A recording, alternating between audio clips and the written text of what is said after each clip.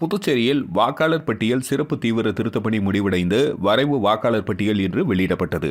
அதன்படி புதுச்சேரி மாவட்டத்தில் திருத்தப் பணிக்கு பின்பு தற்பொழுது 7,66,244 வாக்காளர்கள் உள்ளதாகவும் 85,531 வாக்காளர்கள் நீக்கப்பட்டதாக மாவட்ட ஆட்சியர் குலோத்துங்கன் தெரிவித்துள்ளார். இந்திய தேர்தல் ஆணையத்தின் வழிகாட்டுதல்படி புதுச்சேரி யூனியன் பிரதேசத்தில் கடந்த 28/10/2025 முதல் 14/2/2026 வரை வரைவு வாக்காளர் சிறப்பு தீவிர திருத்தப் பணி நடைபெற்று வருகிறது. அதன்படி புதுச்சேரியில் கடந்த மாதம் 4ஆம் தேதி தொடங்கிய வாக்காளர் பட்டியல் சிறப்பு தீவிர திருத்தப் பணி முடிவடைந்த நிலையில் வரைவு வாக்காளர் பட்டியலை அங்கீகரிக்கப்பட்ட அனைத்து கட்சி நிர்வாகிகள் முன்னிலையில் மாவட்ட ஆட்சியர் குலோத்துங்கன் அவரது அலுவலகத்தில் இன்று வெளியிட்டார். ஏற்கனவே திருத்தப் பணிக்கு முன்பு புதுச்சேரி மாவட்டத்தில் 8,51,775 மொத்த வாக்காளர்கள் இருந்தனர். இந்நிலையில் இறப்பு, நிரந்தரமாக குடிபெயர்ந்த இரட்டை வாக்காளர் என 85,531 பேர் தற்பொழுது நீக்கப்பட்டுள்ளனர். இது மொத்த வாக்காளர்களில் 10.04% ஆகும்.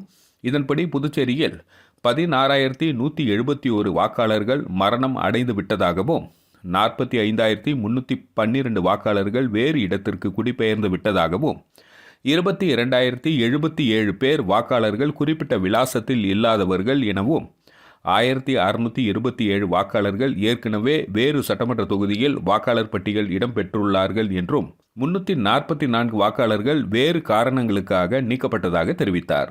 தற்பொழுது திருத்தப் பணிக்கு பின்பு புதிய வரைவு வாக்காளர் பட்டியல் மொத்தம் 7,66,244 பேரும், இதில் ஆண் வாக்காளர்கள் 3,60,396 பேரும், பெண் வாக்காளர்கள் 4,05,728 பேர், மூன்றாம் பாலினத்தவர் 120 பேர் ஆவர். மேலும் ஏற்கனவே 798 வாக்குச்சாவடி இருந்தது. இதில் தற்பொழுது கூடுதலாக 120 புதிய வாக்குச்சாவடிகள் சேர்க்கப்பட்டுள்ளதாகவும் இதனால் வாக்குச்சாவடி எண்ணிக்கை 918 உள்ளது எனவும் 31 வாக்குச்சாவடி இடங்கள் மாற்றப்பட்டுள்ளதாக கூறினார். மேலும் வெளியிடப்பட்ட வரைவு வாக்காளர் பட்டியல் அந்தந்த வாக்குச்சாவடிகளில் ஒட்டப்பட்டுள்ளது. வாக்காளர்கள் தங்களது பெயர்களை சரிபார்த்து கொள்ள வேண்டும் என்றும் மாவட்ட ஆட்சியர் தெரிவித்தார்.